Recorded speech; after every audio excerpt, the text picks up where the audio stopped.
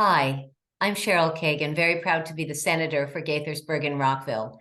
Welcome to this week's edition of Kibbitzing with Kagan, brief conversations with people I find fascinating. Today's special guest is Josh Tulkin, for about a dozen years now, the director of the Maryland Sierra Club. Josh, thank you so much for taking the time to chat today. Thank you so much for having me. Absolutely. So I want to start a little bit on your background because you grew up in California, went to Pomona out there, and came here for grad school at the University of Maryland. What caused you to stay, and when did you get inspired to get into environmental issues? Well, I just fell in love with Maryland. Actually, my dad grew up in Prince George's County, so I always heard about Maryland growing up, and we spent a couple, a little bit of time every summer coming and visiting. But I didn't really know the area, and when I moved here, and I was able to really enjoy all of like everything that Maryland had to offer, from the cities to the Bay, to proximity to Washington D.C. I just fell in love with the area. And then when I found a job that I really loved, that was just the extra reason to stay. Now, you had done some work in Wisconsin, doing some organizing and get out the vote. And I guess then you came back for the Chesapeake Climate Action Network, or known as CCAN. Yeah, absolutely. I've always been passionate about trying to get more people involved in politics. And so my first job was base level politics, getting people registered to vote. It was a nonpartisan effort. We'd go around all around Madison registering people. And when I finished that, I said, I want to work in the environment and I want to do grassroots. I want to get face to face with people. And I found the Chesapeake Climate Action Network at the time, one of the few groups that was doing grassroots climate action. And that was my first real introduction to that type of environmental organizing and to Maryland politics. That's great. And then you shifted to energy. Did some I did. energy work? I think I've always felt that um, climate change and energy policy uh, was so important because it has such a huge impact on people's lives, but most of us don't see it. It's Yeah. invisible, like power lines and invisible parts per million of carbon dioxide, stuff that people hear about, but we don't really know how it relates to our everyday lives. And when I learned about how much our energy choices were impacting us, that's when I became really passionate and ultimately found my current job with the Sierra Club. Yes. Well, I love working with you. And one of the things that people watching this may or may not know is my committee has changed from energy, health, and the environment to education, health, and the environment to education, energy, and the environment. And that has just been a sea change, and that's huge. A lot of us have come new to energy. What's something you would tell viewers that they should know about energy that they might not understand? Wow. One thing. One. Um, I would ask people, ask yourself, where does your energy come from? When you start with your own actions, it makes us all more curious. Mm, So if we're driving a car, we know that we fill it up with gas, but most of us don't think about what actually happens when we flick the light switch. right, And depending on where you are living, you might be getting all of your energy from solar energy, right. or you might be getting it from nuclear, or you might be getting it from coal. And so a lot of individual decisions add up to a lot of a really big impact on the world, some positive and some, quite harmful. And I just think trying to relate to recognize that all of us have a role in energy policy through the decisions that we make. Absolutely. So I have a lot of questions. I'm not even sure where to start, but I want to get into Maryland. But let's start with talking about the climate crisis. It used to be called global warming, and then it's just climate change. There are a lot of people who don't believe that it exists. Why don't you start by making the case? How big, how imminent? It's tough to think that these individual actions add up. But I think all of us understand what it's like getting into a hot car that's been in the sun. It's our best everyday example of Mm, how light can get trapped and create heat and how dangerous that can be. What people don't understand is our entire planet is a real delicate cycle combined with wind and water and evapotranspiration and all sorts of other fancy terms that scientists like to use. But the point is, it's a real delicate balance. And a lot of that comes down to this beautiful protective layer of greenhouse gases that help trap heat so that this becomes a livable planet. Mm-hmm. And we are messing with our planet's like fundamental design. Now, that being said, I don't spend a lot of time trying to convince people about who are skeptical about climate change, not because I don't care what they think, but because I think there are so many other compelling reasons to make the changes that we need to make in society that at the end of the day, whether you care about climate change or believe in climate change is almost irrelevant to me because I can convince you, or it's my job to convince you that whether you care or believe about global warming, either way, there are better decisions that we can make for our health and for society. Does that work in Congress? It would not appear to work in Congress, but I'm not sure that most people are there to have, open-minded conversations nowadays. Sadly. So give us an idea here in Maryland. So we cherish our Chesapeake Bay. We have farmers and watermen. We have tourists. We have mountains and cities. What is Maryland doing well in terms of the environment? Well, one thing that Maryland is doing well in terms of the environment is making a shift away from some of the dirtiest sources of electricity. Coal-fired power. That means when you burn coal, you dig it up from a coal mine and you often either powderize it or burn it in chunks in a power plant to generate electricity. That put out a lot of toxic pollution, not just greenhouse gases, dirty soot and smog, other things that cause respiratory problems. Now, when we were trying to, when I was working with legislators such as Senator Paul Pinsky, former delegate Hubbard, So Paul Pinsky, my former chair, longtime senator and delegate, who has been named by the Moore Miller administration to run the Maryland Energy Administration. So, yes. A phenomenal pick and the sponsor of one of Maryland's really, of many, many great pieces of legislation. One of them is the Healthy Air Act, which put health controls on these power plants. What we found was no matter who you were talking with, their lives were impacted in some way by pollution. The watermen and the farmers were impacted by all of this extra nitrogen and other toxins that were going into both the fields and directly into the water. It was a huge source of pollution in the bay. The particulate matter was harming kids' health, and we were seeing elevated levels of asthma and an elevated level of mercury, which can cause developmental disorders when pregnant women have elevated levels of mercury. So what did we do? We offered free haircuts to senators and delegates. And then before my time, or in between my tenure in the Senate and House. It was in between. Darn it. And we tested them for mercury. Got a famous hairstylist to come. And when several legislators had elevated levels of mercury, and it drove the issue home. So whenever you can try to take it from some global issue and just make it personal, I think that's when people can really relate to the threat. And once it's about your personal health, once it's really about saving lives, that's when the cost benefit analysis really changes and people think, okay, what would I do if this is really about saving somebody's life? I have never heard that story before. That's awesome.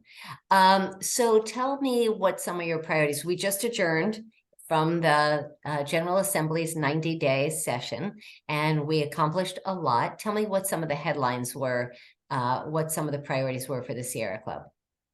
Well, one of the big priorities was making this program called Community Solar, which is currently a pilot program, making it permanent. It's complicated. I'll keep it simple. Everybody can imagine somebody having solar panels on the roof of their house. And when you have solar panels on the roof of your house, not only does it give you solar energy, but it actually makes your electric meter run backwards when you're generating electricity and putting it back into the grid. But what if you can't put solar on your home? but you still really want to contribute. Well, community solar allows those same benefits, but if it's a large solar power plant that might be down the block or at a landfill a mile away. We had a pilot project trying to figure out how this would work, and a lot of people participated, but it was going to expire. And it was a big priority of ours to make sure not only do we continue that, but also that we made it easier for particularly low-income people to sign up for the program. Yes. And it was one of the biggest accomplishments of the session. That legislation passed through your committee. So thank you for your support and the support of your colleagues. Something that we're really, really excited about. Fantastic. What is, what's something that we haven't done yet that you think Maryland should be focused on? One of the biggest challenges that Maryland has is how to deal with the environmental impacts of our current housing. Most of us don't think about our housing and our buildings as a source of pollution. That's just where we live. But in fact, a lot of pollution comes from our buildings. And one we rarely think about, which is our heating. When we turn on the heat in our homes, a lot of the time that's generated from gas or oil or propane. It's actually almost 20% of the state's greenhouse gas pollution. It also offers a huge opportunity, though, because when we tackle shifting away from that pollution, we can also deal with so many other benefits. When we make houses more efficient, they don't just reduce pollution, they also save people money on their electricity bill. When we help with indoor circulation, we're also helping with air quality, because we know that indoor air pollution is a major source of childhood asthma. So this is a real big challenge that Maryland has to begin to tackle. And I think that we've been nibbling around the edges of it from a policy perspective, but there is a lot more that the state is going to have to do in the coming years. So let's talk specifically more thicker windows, doors, sealant. Yep. Everything that has to do with insulation. So windows, people talk about whole building shells.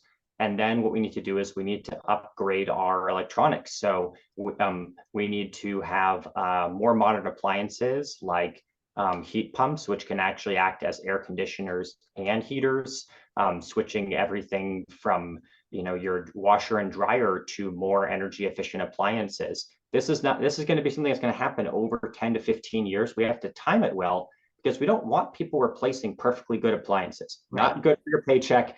But we need the policy in place so when you go to replace your boiler next, when you go to replace your air conditioner, then the policies, and frankly, we need more incentives when those incentives are in place, so you can find the retailer. We know that we need to train more installers. We need to be thinking about how to create these into good sustaining jobs. So there's a lot that we need to build up to make the home energy efficiency, home retrofit, the type of green job space that we need it to be. And we need to get a lot more people thinking about greening their homes, their buildings, and their businesses. So what about someone whose home is run on gas, natural gas, and it's called natural gas. So therefore it's got to be good and clean and all that. And it turns out that is not the case. What should they be thinking about? Well, the first thing is just to save money on your bill at home. Think about basic energy efficiency measures. You can get a free home audit, an energy audit that will even test like where the energy is leaking from. You can help insulate your windows, and that will help reduce the amount of energy and also the amount of gas that you need to burn. You should, if you smell gas, you should report it right away. It's very important. And if you're using your stove, you should make sure that you have a functioning exhaust system and that you're running it anytime you turn on the stove. Those are some basic health issues. But what you really should be doing is right now, plan for what will happen when your system goes out. None of us do that. And I've heard a stat that about 95% of our home heating systems are replaced during a crisis when they break. Imagine it in the worst storm in winter is when your system goes out. That's not a time you want to go shopping. So you want to have a plan. Yeah. Some of you may need to upgrade your electrical system. which means you have to upgrade your electrical panel, and there are new rebates now under the Inflation Reduction Act. That is the federal legislation that created a big package of environmental incentives. And starting next year, Maryland will offer additional incentives for you to install and upgrade these electrical panels so that you'll be ready to make the right choice that will save you money. You'll be ready if you have to make that transition from gas to heat pumps. So you want to have a plan. Now, that being said, Maryland could do a better job of helping people make those plans. And I think that's an example of the type of policies we're hoping to see in the next couple of years. I wish I could tell you to go to www.makeaplanmaryland, but it doesn't exist yet. So I think we can make it easier for people. Right. Let's talk about electric vehicles, because we did do a lot this session on electric vehicles. So why don't you talk about what we've got done, and how can people ever start to, average folks, ever start to afford an electric vehicle? That's a great question. Well, one really exciting development is that Maryland passed legislation to adopt something called the Advanced Clean Truck Rule.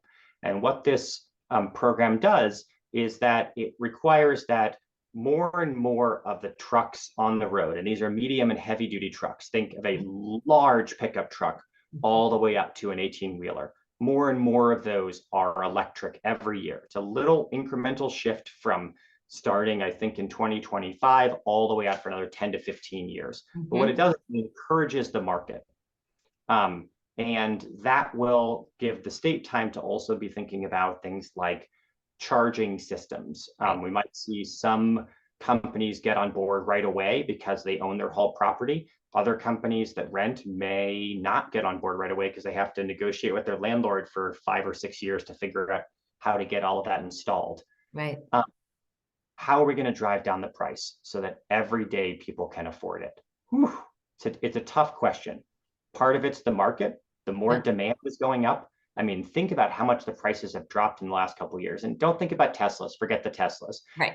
But we're talking about, the Chevy Volt and the electric versions of so many of the Civics, so many other models that used to be 50, 60,000 are getting down into the 40s. So we are finding the price to come down. There's going to be a new federal incentives for electric vehicles that includes used vehicles, so that people who want to buy an electric vehicle can get, I think it's around $7,000 for additional rebate for buying those used. But we are going to have to do more. And part of it is that when the state has adopted another rule that requires more electric vehicles. One thing we found is some of the prices built on manufacturing and all those details, and some of it's just built on the market. Right. And when you require the manufacturers to make a lot more electric vehicles, they know what people's price point is going to be. So some incentives, and I'd say it's a little bit of carrot and a little bit of stick. Yeah. Let's talk briefly. Range anxiety is what, I want to get an EV, an electric vehicle, but I worry that I'll run out of power on the highway on my way to work. The range of the average electric vehicle has gone up significantly. A lot of the cars in the market now are talking about a 200-mile range. What I tell people is acknowledge the anxiety and ask yourself what your behavior is. If you frequently go on 250 or 300-mile trips on a regular basis and you're not ready to charge for an hour or two along the way, maybe it's not time for you to buy an EV. If your average trip is to the grocery store and you don't make a lot of these trips and you have a second vehicle, for example, then you should be fine. Most of the cars will post their range and you can read about their reliability, but I'll say that the range is significantly improved, and most of us should not be worried about running out of battery power on the road. Good. So let's come back to Maryland for a second. We haven't talked enough about the Bay. You talked about that. Chicken litter is a huge problem, and whether that can be used for energy, that's been explored. Very exciting by some companies. Talk about that, please. Well, it's a complicated issue. So Maryland has a very, very large poultry industry, a lot of it located on the Eastern Shore. And something I like to tell people is the activity by itself is not bad. Like, well, abstractly, it's not bad or good. When you locate poultry very close to the bay, then the environmental impact becomes more significant because the chance of it running off into the water. And a lot of poultry means a lot of runoff, which means a pretty big source of pollution. Yep. And we have a lot of chickens in Maryland. Yep. And what to do with the waste? Right now, we are driving a bunch of that waste hundreds of miles out of state. It's better than having it flow into the water, but it's not a great long-term solution. It's an item of pretty big debate. A lot of organizations, including Sierra Club, have significant concerns about burning the chicken litter. But there are experiments and companies looking at other innovative strategies around anaerobic digestion. I think it's going to be something that the state, if it pursues, it's going to have to do so carefully. It's not my area of expertise, but I think one thing we need to think about is an environmental solution needs to be good globally and locally. So when we're looking at chicken litter, one thing we have to be paying attention to are the communities that are close to these large chicken facilities and what the environmental impacts are of that. And for example, there's a lot of ammonia and other airborne pollutants that people are breathing and experiencing. So I think what does encourage me is that we now have a new governor. Yes. And the new Moore-Miller administration. We have a phenomenal Secretary of the Environment. So I do feel confident in the leadership that I think is going to be exploring some of these challenging issues.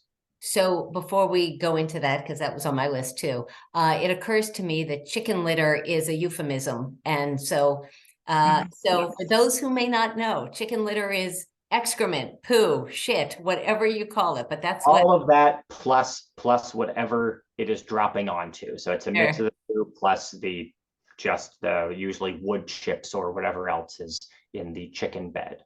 There you go. So I was going to ask you actually the biggest differences in the environment between the Hogan administration and the Moore-Miller administration in terms of policies that you're prioritizing. And I know that Sierra Club is nonpartisan, non-political. Like I'm not asking for that. I'm asking about policies. Well, first, I just want to talk about people. The biggest difference in the environment is the human environment, which is that this administration is there. They're talking to us. I am excited. We will be meeting with the new Secretary of the Department of the Environment. She's amazing. She's wonderful. Yeah. I've gotten to meet her briefly in a meeting, and I'm very excited to sit down with her. I just wrote to request a meeting with the new head of the Department of Housing and Community Development, former also amazing. Yeah. And in both cases, the reply was immediate. There's an excitement of meeting with the community, and that changes the entire orientation for people like me who want to have a dialogue and a relationship. We want to be helpful. We believe that we are civic advocates, not like, just activists like nipping at somebody's heels. Right. So that is a huge difference. But practically speaking, the Moore-Miller administration came in with an unwavering commitment to having Maryland achieve 100% clean energy and to achieving our ambitious climate goals. And what that means is that instead of advocating for something we're trying to force them to do, we are talking with them about solutions to something that they've mutually committed to. So I can tell you one of the things that I'm most excited about is that I've helped form a phenomenal coalition called Climate Partners, which includes everybody from NAACP and the National Housing Trust and CASA and all of these groups that are working at different intersections of the climate crisis. And we are all working together to partner with the Department of the Environment to help them create an equitable climate plan that addresses our climate pollution, but also is good for ratepayers and good for people who are concerned about, their health at home, and trying to bring all of that together into a healthier policy for Maryland. Yes. Good for you. That's fantastic. One of the phrases that we suddenly are hearing a lot about is environmental justice, or EJ. Can you define what that is and why it's important? Absolutely. So environmental justice is the concept that not when it comes to environmental harm or environmental pollution, um, not everyone experiences it the same. There's just like redlining, which is the practice of blocking certain Housing. people from access to real estate or homes. We Mhm. find that the same types of decisions were made when communities were thinking about things like where to build a highway or where to build a power plant.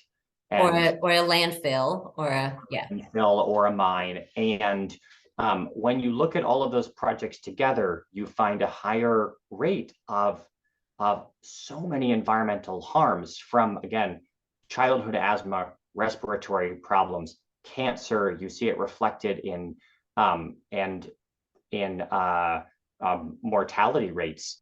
And so what we're trying, the solution to environmental justice, the first solution is to actually get a clear picture of what's going on. So Maryland has created an official definition, which includes a combination of new data and census tracts, but essentially they're trying to identify which communities are most vulnerable. I should add that environmental justice is also about vulnerability. An asthma attack can impact a family a lot more if they if they don't have access to health care, right. or if it forces somebody to lose their job because they're taking up time to bring their child.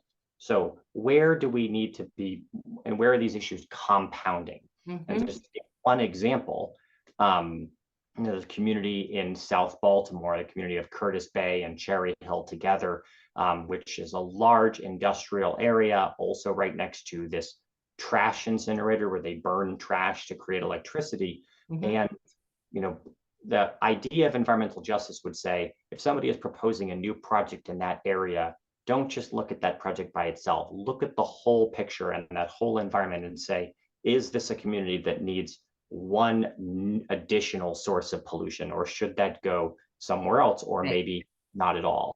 Right. And I think really important lens for us to bring to our decision making. Well, and one of the things, NIMBYs, not in my backyard, those who have the time, the education, speak English, have the resources, have the interpersonal connections to say, don't put that bad thing in my neighborhood, versus others who might be working two jobs, may not speak English or not, and may not have the relationships. And so it gets dumped in that yard. So it's a problem. Let's move on. I want to start to wrap up a little. Gen Z, young people are passionate about the climate crisis. How does the Sierra Club engage with young people and use their energy, their skills, and how important do you think social media is to reach them? One of the strategies for engaging young people is to rely on the young people for the strategies. You can't have 40, 50, 60, 70-year-olds trying to figure out how to engage the kids these days. Yeah, right. So one of the things that we do is we provide support and grants to young people and college students to do the activism and organizing the way that they want to. So we helped put on a conference, a big campus conference. We would support the students at St. Mary's College of Maryland has been doing amazing activism. There's really great work that the NAACP has been doing with students at our HBCUs. Those are historically Black colleges and universities. I think we have 6 in Maryland, but I'm not positive. Yeah, Coppin State, Morgan State. I won't try to name them all. you and me. I got a little nervous when I got started there. Yeah. Bowie State. Yep. But yeah, University of Maryland, Eastern Shore. Yep. Invest in them and support them. They know how to organize themselves. They know how to communicate with each other. And frankly, they also know where my generation has failed to fully engage them. So we're just trying to provide resources and in some cases, just get out of the way. Right. Well, there is now the youngest member of the General Assembly is in District 17. My friend Joe Vogel, Delegate Joe Vogel, is doing a great job, and other young people. And I hope that Sierra Club and others, in addition to engaging and activating, I hope that there also are conversations about thinking about running for office. And don't wait until you're in your 30s, 40s, 50s, 60s, Absolutely. And I think one thing we try to do is expose people to politics early on. So through our lobby nights and other activities, we do try to bring people to Annapolis and just say, this is it. Here's where the decisions are made. There's a great Oscar Wilde quote that either you're at the table or you're on the menu. Right. And our goal is to get more and more people to the table. Absolutely. Before we, gosh, I still have a lot of questions, but we're running out of time. So what is, sorry? So I'll go with shorter answers. There we go. No, all good. 12 years, you have accomplished so much. Tell me something that you are most proud of. I'm most proud of the campaign to have Maryland ban the practice of fracking. That's the practice of injecting liquid chemical mix into the ground to push gas up out of the ground. I think about my friends in Western Maryland, and particularly Paul Roberts and Nadine Grabania, who run Deep Creek Cellars, who were worried about a fracking well that was going to go in just hundreds of feet from their vineyard, and just the devastation that would have. And I spent years with them and so many others working against that. And the 6-year anniversary came up recently, and I just had this feeling of like, hey, I have made a difference. And I got a couple emails from people celebrating that anniversary, and it just reminded me, it's been a while ago, but I was thinking about how different Maryland might look. Yeah. Years now, today, if that hadn't happened. Right. That's one that I think I'll tell I'll tell stories about for a long time. That's fantastic. Okay.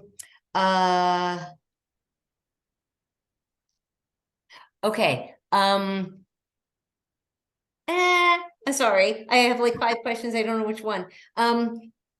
Les, how can people volunteer? How can they donate? Why should they do that? What would it help to, how would it help move the needle?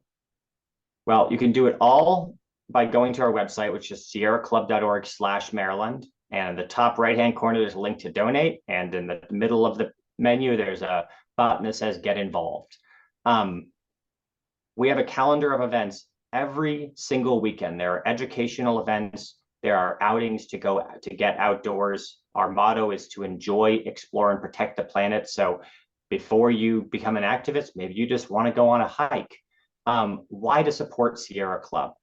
Because we're a people-powered organization. We believe that to protect the environment, it's not just about lawyers and scientists, it's about empowering everyday people. And so the contributions you make to Sierra Club, we turn around and we use that to educate and engage people and build a stronger environmental movement. Awesome. So we're about to head to the Fast 5, but I need to ask you about some of your hobbies, which include mushroom foraging and tinkering. So I need you to tell me something that you have tinkered and fixed that most people wouldn't be able to do. Well, I just fixed my my dryer.